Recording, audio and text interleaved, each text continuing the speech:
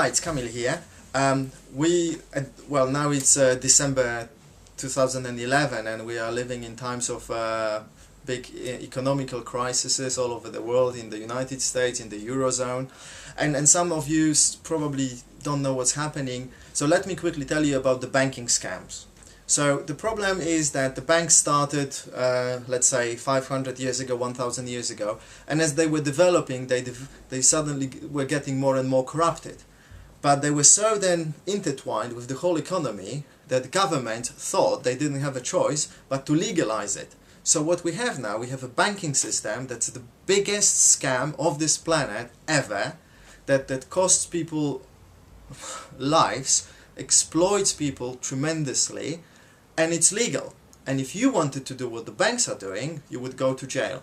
So what banks do, they print the money whenever they want to, usually, or the government just say, let's say politicians say, oh, we've got a big deficit in the budget. Central bank, could you please print more money and lend us some?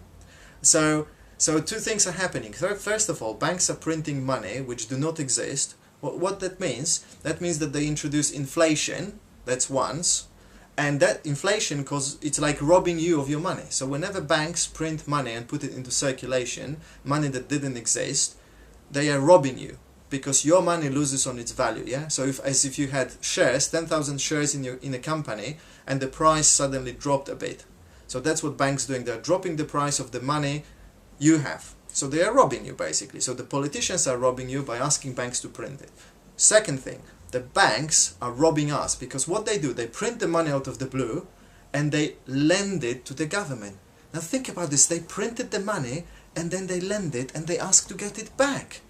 Can you think this is a scam? It's like if I had a car, I sold it to you, and then after a while I'll ask you to give it back to me. Or the other way around. If I actually bought a car from you, gave you the money, and then I ask you to give me the money back after a month or two, because that was only a loan.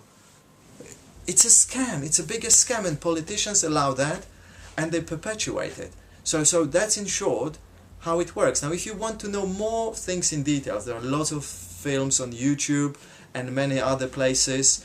For example, you can check the Zeitgeist movement, the Venus Project.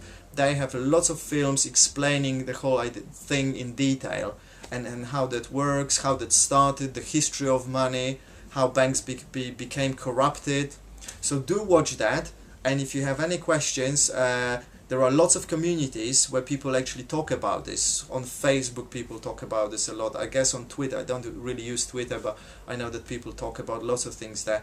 And get engaged in those communities and start protesting against that, because this is affecting us. 1% of the society, the bank owners, they can live from printing money. They don't do any job, they just print money or simply type some numbers into the computer database, and now they have £5 billion more because they just typed something in a computer, yeah?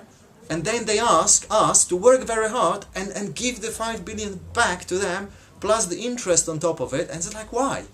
Why do we need to give them any money if they didn't work for them, they just printed them or produced them out of the blue?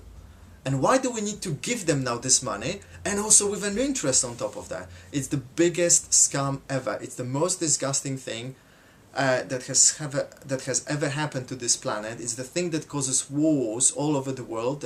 That's the thing that causes famine and exploitation of all possible kinds. People are hungry, while the earth is full of resources, and we could, if everyone in the world agreed, we could finish world hunger probably in a day. If everyone agreed to a plan, in one day we could distribute the resources and no one would be hungry. But because of the banking scam, banks controlling the governments, the world is not such a good place. It's not a bad place either, It could be much worse, yeah. So don't take it wrong. Don't think that they are completely evil, but they're really bad. If we look at it from a moral, ethical point of view, they're really bad, And don't blame a single person. It's just we all are responsible for it, and we all need to take care of it. Okay, it's not one person's fault. One person had an idea, the other one joined, and another one joined, and they made it into the whole big system. And now we, as a society, we need to take responsibility for creating a new system from scratch that works for all of us, not just 1% of the society. Okay, so do please start supporting all those movements all over the world. So for example, Occupy Wall Street, also the protests here in London at St. Paul's Cathedral. Please support them. But before you do that, obviously do your own research so you know exactly what you are supporting, okay? I don't want you to support something just because I said so. I want you to support something because you feel this is a good idea, okay? So thank you very much, and I'll see you in the next video.